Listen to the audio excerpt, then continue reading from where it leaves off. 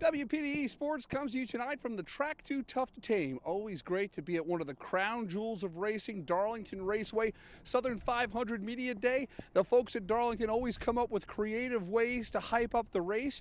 And one of the biggest names in all of motorsports, Jeff Gordon, coming to the PD to spend some time with fans selling tickets. That's right, Gordon was working the ticket booth, signing autographs to anybody who bought a ticket for the Southern 500, which has been moved up to April.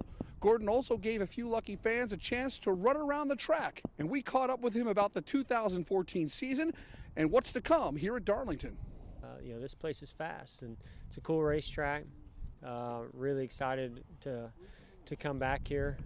Always have looked forward to racing in Darlington, especially in the Southern 500, and we're having a great start to the season, so I feel really good about our race cars and our race team about coming back here and seeing what we can do here and hopefully get back to victory lane. You were here in the early 2000s when the future of Darlington was kind of up in the air. They lost the spring race. Coming back here now, knowing it's firmly on the schedule and it's respected for the jewel that it is on the circuit. I mean, how do you feel about that, knowing that Darlington's pretty safe right now when it comes to NASCAR and racing here for many years? Darlington's been such a huge part of the history of NASCAR, and the history just this track has itself is synonymous with NASCAR racing. And so I think all of us know that we want to race here. We should be racing here.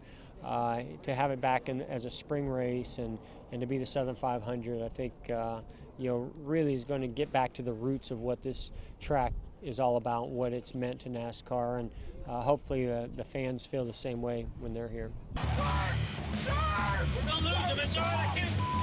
Gordon is also making quite a splash in social media. His hidden driver video has garnered millions of hits on YouTube.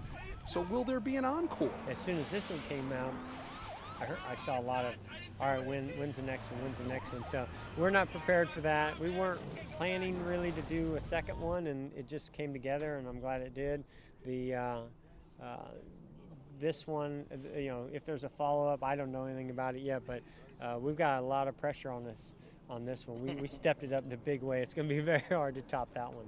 And coming up tonight on WPDE News Channel 15 at 11, one of the big nights on our local sports calendar, we crown Mr. and Ms. Hoop Zone 2014.